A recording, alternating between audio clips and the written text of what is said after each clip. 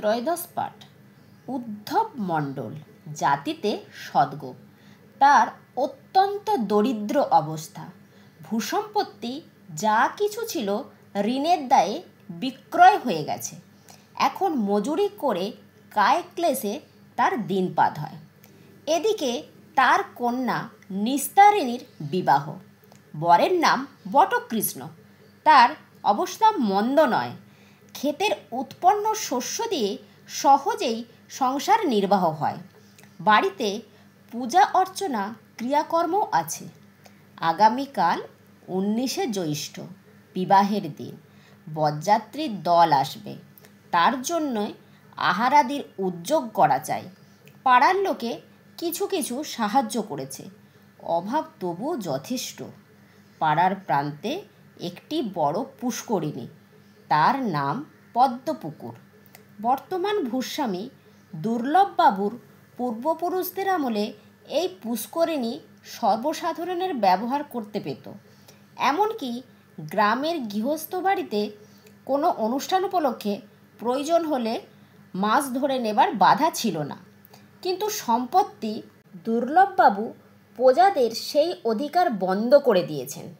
অল্প কিছুদিন আগে খাজনা দিয়ে বৃন্দাবন জেলে তার কাছ থেকে এই পুকুরে মাছ ধরার স্বত্ব পেয়েছে।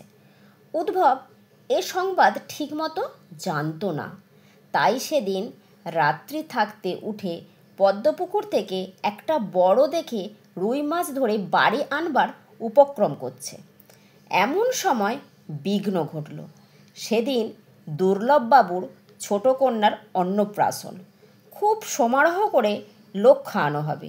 তারই মাছ সংগ্রহের জন্য বাবুর কর্মচারী কৃত্তিবাস কয়েকজন জেলে নিয়ে সেই পুষ্করিণীর ধারে এসে উপস্থিত। দেখে উদ্ধব এক মস্ত রুই মাছ ধরেছে। সেটা তখনই তার কাছ থেকে কেড়ে নিলে। উদ্ধব কৃত্তিবাসের হাতে পায়ে ধরে কাঁদতে লাগলো। কোনো ফল হলো না। ধনঞ্জয় পেয়াদা তাকে বলপূর্বক ধরে নিয়ে গেল দুর্লভবাবুর কাছে। দুর্লভের বিশ্বাস ছিল যে ম্যাজিস্ট্রেটের কাছে অত্যাচারী বলে উদ্ধব তার দুর্নাম করেছে। তাই তার উপরে তার বিষম ক্রোধ। বললেন, তুই মাছ চুরি করেছিস, তার দণ্ড দিতে হবে। ধনঞ্জয়কে বললেন, একে ধরে নিয়ে যাও, যতক্ষণ না 10 টাকা দণ্ড আদায় হয় ছেড়ে দিও না। উদ্ধব হাত জোর করে বললে, আমার 10 পয়সাও নেই। কাল কন্যার বিবাহ, কাজ শেষ হয়ে যাক, তারপরে আমাকে শাস্তি দেবেন। দুর্লভবাবু তার কাতর বাক্যে কর্ণপাত করলেন না। ধনঞ্জয় উদ্ধবকে সকল লোকের সম্মুখে অপমান করে ধরে নিয়ে গেল। দুর্লভের পিসি কাত্যায়নী ঠাকুরুন সেদিন অন্নপ্রাশনের নিমন্ত্রণে অন্তঃপুরে উপস্থিত ছিলেন। উদ্ধবের স্ত্রী মোক্ষদা তার কাছে কেঁদে এসে পড়ল। কাত্যায়নী দুর্লভকে ডেকে বললেন, বাবা, নিষ্ঠুর হইও না।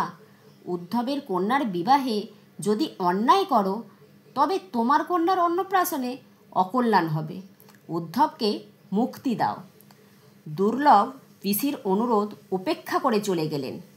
কৃত্তিবাসকে ডেকে কাত্যায়নী বললেন, উদ্ধবের দণ্ডের এই 10 টাকা দিলাম, এখনই তাকে ছেড়ে দাও। উদ্ধব ছাড়া পেলে, কিন্তু অপমানে লজ্জায় তার 2 চক্ষু দিয়ে জল পড়তে লাগলো। পরদিন গোধূলি লগ্নে নিস্তারিণীর বিবাহ। বেলা যখন 4টে, তখন 5 জন বাহক উদ্ধবের কুটির প্রাঙ্গণে এসে উপস্থিত। কেউ বা এনেছে ঝুড়িতে মাছ, কেউ বা এনেছে হাঁড়িতে দই, কারো হাতে থালায় ভরা সন্দেশ, একজন এনেছে একখানি লাল চেলির শাড়ি। পাড়ার লোকের আশ্চর্য লাগলো। জিজ্ঞাসা করলে, কে পাঠালেন? বাহকেরা তার কোনো উত্তর না করে চলে গেলেন। তার কিছুক্ষণ পরেই কুটিরের সম্মুখে এক পালকি এসে দাঁড়ালো। তার মধ্য থেকে নেমে এলেন কাত্যায়নী ঠাকুরুন। উদ্ধব এত সৌভাগ্য স্বপ্নেও কল্পনা করতে পারত না। কাত্যায়নী বললেন, দুর্লভ কাল তোমাকে অপমান করেছে, সে কথা তুমি মনে রেখো না। আমি তোমার কন্যাকে আশীর্বাদ করে যাব, ডেকে দাও। কাত্যায়নী নিস্তারিণীকে এক গাছি সোনার হার পরিয়ে দিলেন, আর তার হাতে 100 টাকার একখানি নোট দিয়ে বললেন, এই তোমার যৌতুক।